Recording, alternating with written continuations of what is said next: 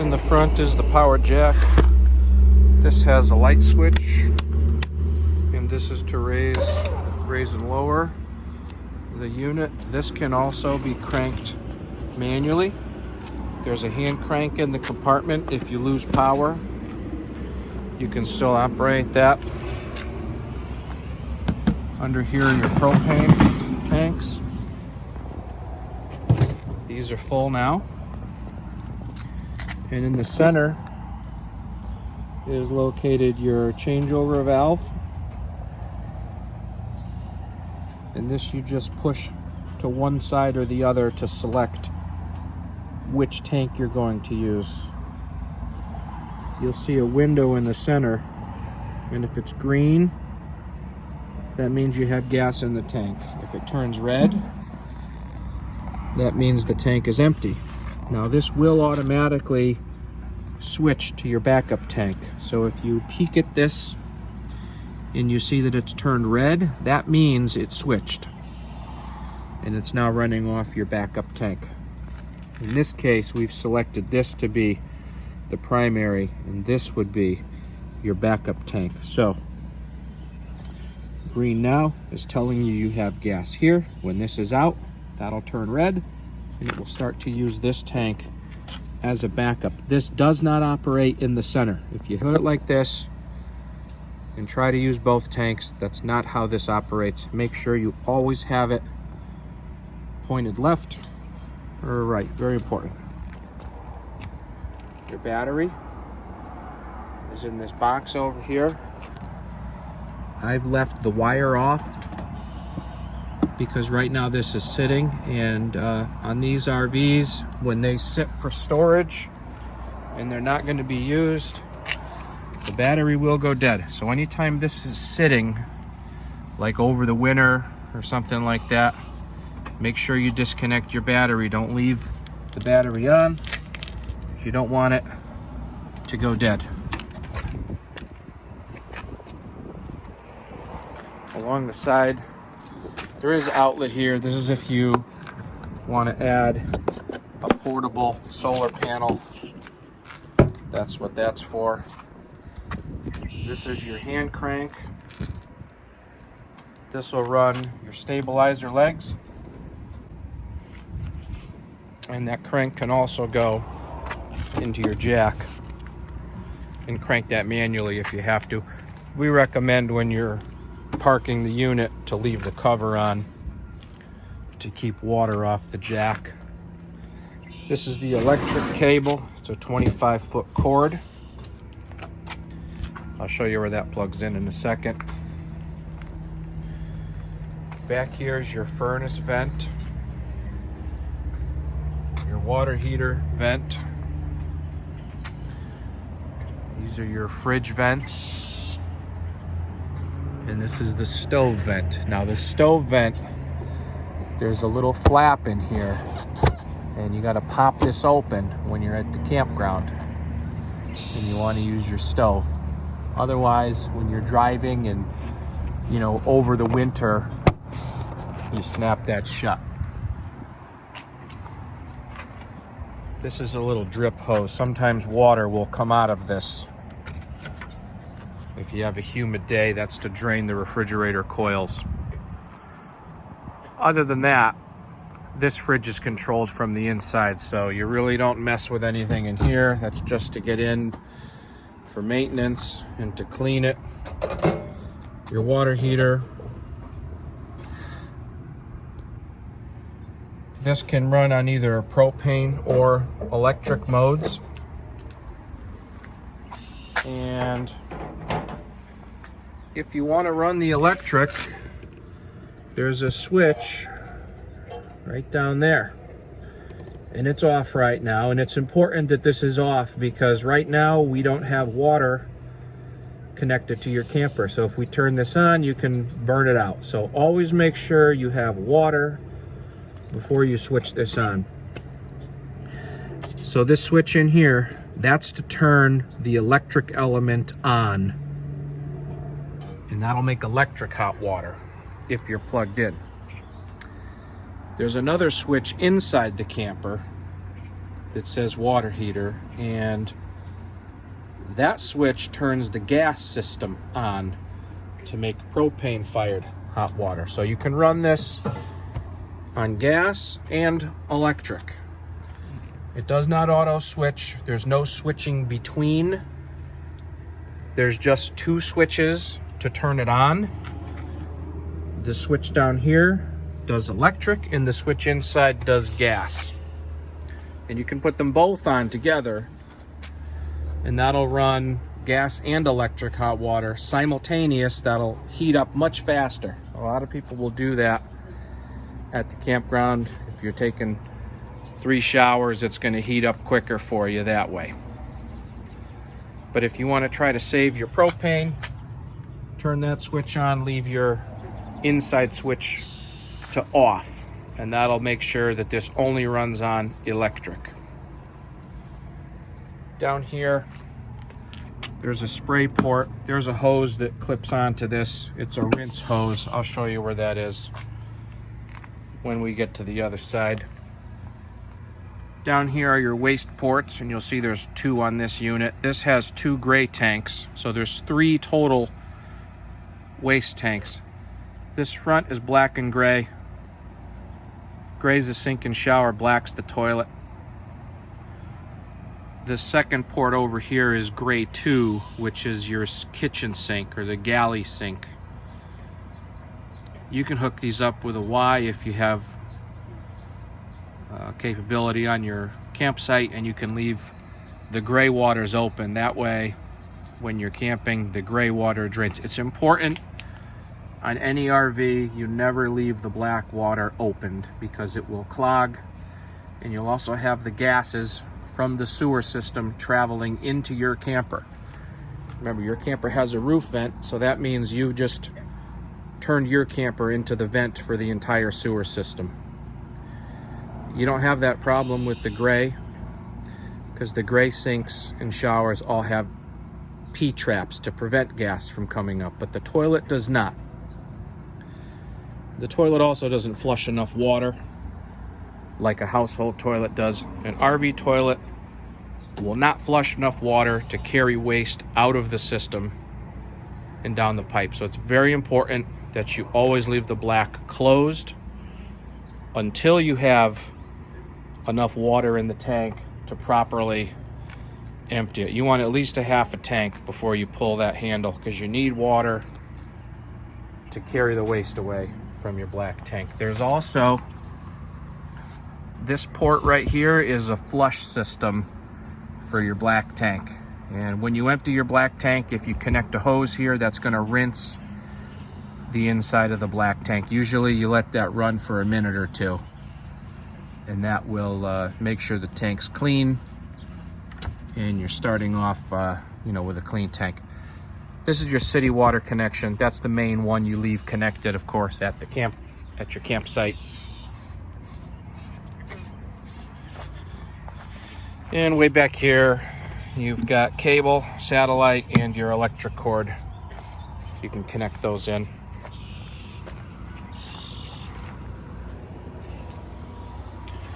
Over here, there's a 110 outlet. It's an outside outlet. This is the fill for your freshwater tank. If you ever go to a state park, that allows you to fill your storage tank with fresh water.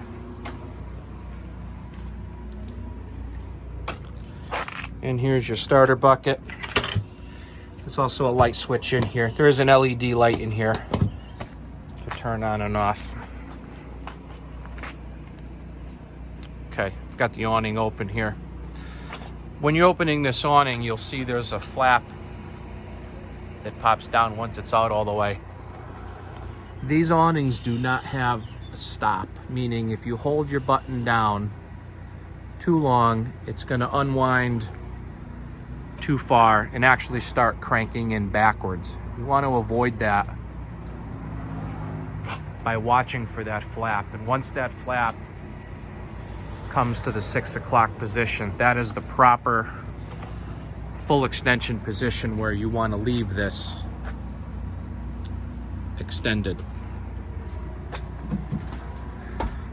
In fact, you'll see on the switch, they label it extend or retract. Make sure when you're retracting it, you are pushing it in the correct position, because if you push this the wrong way, it can actually roll up backwards like I've just demonstrated. I just wanted to do that to show you what not to do. And now you'll see it's retracting, it's rotating the correct way. So that's how to run that. That's your button again for your awning. These are for your slide outs, pretty self-explanatory.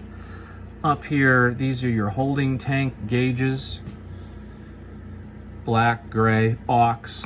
So aux in this case refers to your kitchen or galley gray tank. Remember, you have 2 gray tanks on this unit.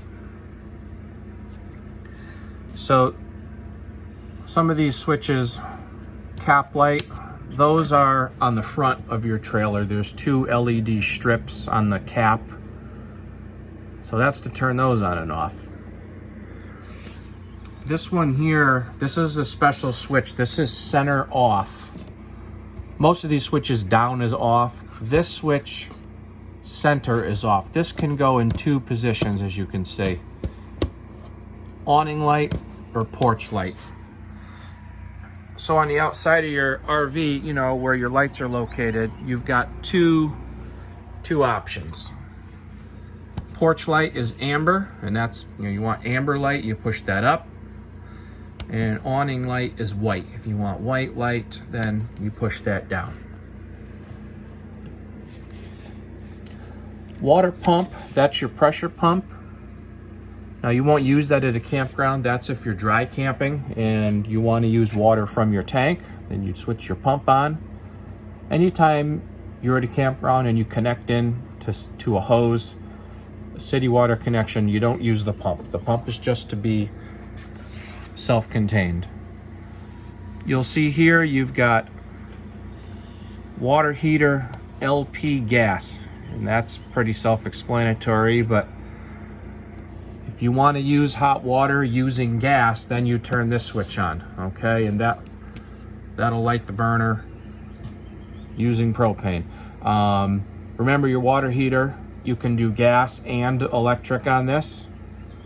So if you want to use electric, then you have to go outside and you have to turn on that switch. If you want to use gas, then you can turn on this switch. If you leave both switches on, they will both run together, and it'll heat up a little faster for you. Most people at the campsite will run the electric mode and try to save on their propane usage, but that's up to you. You can run that however you want it. Cabin light, this is the main light switch. This turns on like all these ceiling lights. These have buttons too. You can turn these on and off individually as you like. There's also some other lights, like there's under the cabinet. There's another one, you know, under here. There's tons of lights. There's lights all over the place in this thing. There's another one up here. 2 more back here. There's also several accent lights. And if you look in the back, you'll see a switch right here. This is an accent light. It's inside the cabinet, but it lights up the glass panel. Under the TV, you'll see a switch. There's another accent light. On the side of the island, you'll see a switch. Turns on another accent light. Underneath your table, there's a switch. And there's another accent light. These open, by the way, carefully. When you close them, make sure you line up that latch. It's got to be closed straight, otherwise the latch will break. So just be careful when you're using that latch. So there's lots of lights, lots of accent lights. The accent lights are nice. You can leave mine at night. It just kind of gives you a nice dim glow. This couch you can also make into a bed. If you grab it in the center, it'll lay flat.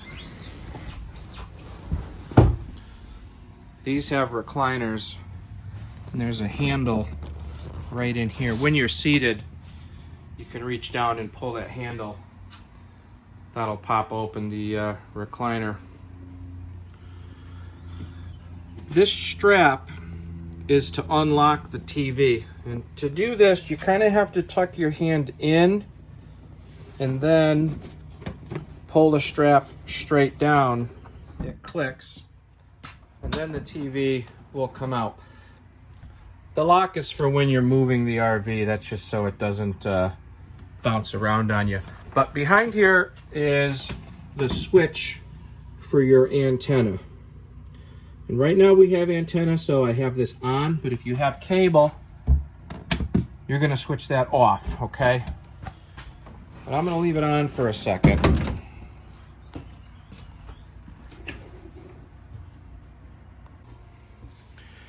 And with that on,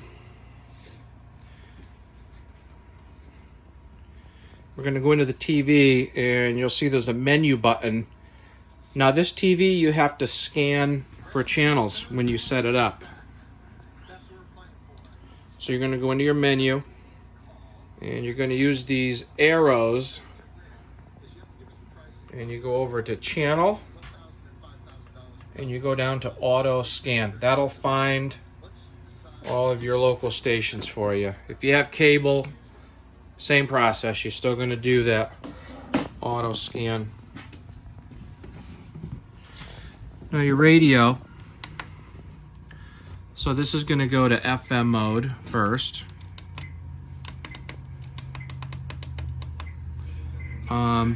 Over here you'll see zone 1, zone 2. Those are for your speakers. Zone 1 is the outside. Zone 2 is the inside. You can put them both on together. There's also a Bluetooth mode. It's if you have music on your phone. You can play it through the radio. There's also some ports on the front. You can plug things in. There's also a CD and DVD player built in as well.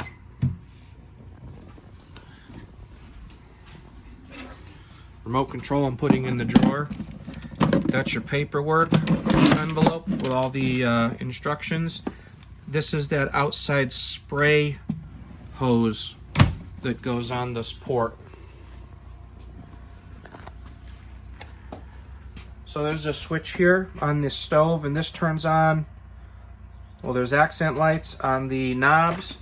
There's also a light in the oven. So that's to turn that on. Anytime you're going to cook on this, open the glass, turn this burner on, or any of them. I'll light all the burners. And this is your sparker, and you see there's arrows. This knob only turn clockwise. That lights your top burners like that. If you want to light the oven, you're going to turn it to pilot, which is that little flame picture.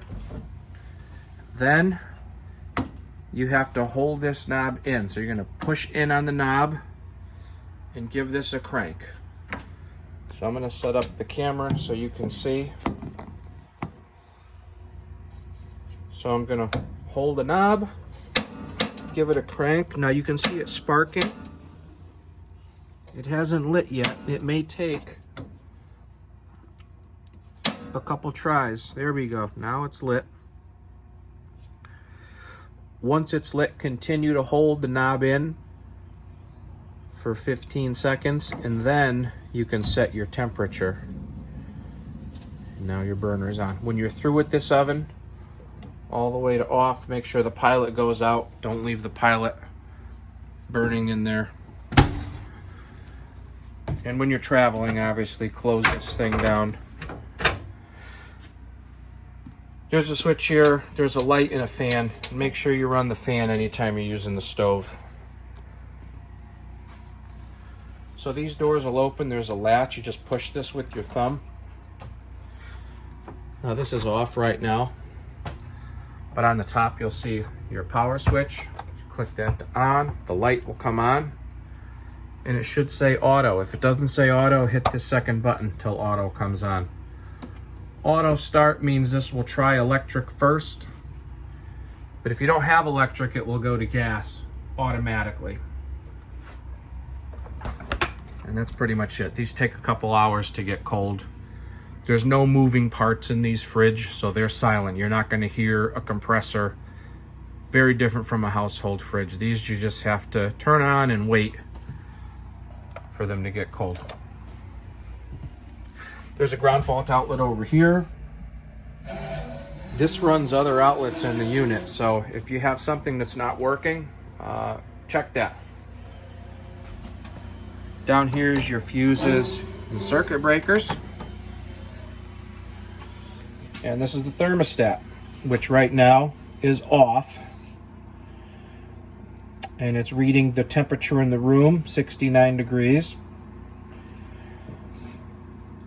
So this big button, this is how you turn this on. And you'll see fan, low, high, then it'll go cool, low, high, then it'll go cool auto, low, high, and then it goes to heat. So the fan, and then it's back to off. So the fan just runs your air conditioner in a fan mode. That just blows the air around. When you put it to cool, that actually runs the compressor and will produce cold air. The high and the low changes your fan speed. So high is going to be maximum. Low is going to cool. It's going to run the fan at a slower speed in order to, make a little less noise. Sometimes at night people will put it on cool low. If you put it onto cool auto, once it hits your temperature, it'll actually shut itself off. So that's what the auto means. It'll shut on and off by itself. And if you want to run the heat's simple. The heat's just one mode. So you just go, so it says heat.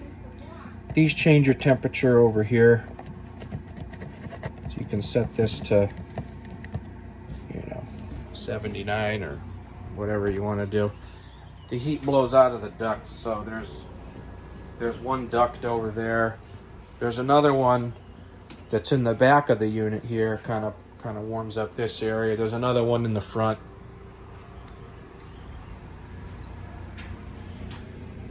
So that's heat. If you go to cool, then same thing, you set your temp. Now this air conditioner, there's filter here and here. So you want to clean those periodically. There's also a main outlet right here. So see, this opens and closes, one here, one here. Now on a really hot day, 90 degrees, you have to open those to get maximum cooling in the unit. Then at nighttime you close them, and then you'll push air through the ducts here. So now you'll get air all the way to the front. But if it's really hot out and you're trying to get it cool, that's when you open these. This just sends really cold air out directly. I'm gonna shut this off. Oh. Off. Okay, there's a little latch here for the pocket door when you're traveling. Make sure that stays shut. There's 2 USB ports in the front over there. There's also little lights here with switches. Turn those on and off. There is a switch over here. This is to turn on and off the ceiling lights. These, of course, do have switches on them as well. And there's a switch over here for a fan. There's an exhaust fan installed on this vent. There is a mounting location if you wanted to install a TV. There's a plywood backer in the wall here to screw into. Use 1-inch screws. And there's some extra storage here. This window is an emergency exit, so there's no crank. This one you just push that lever out. But all your other windows you'll find have cranks. That one's a little different.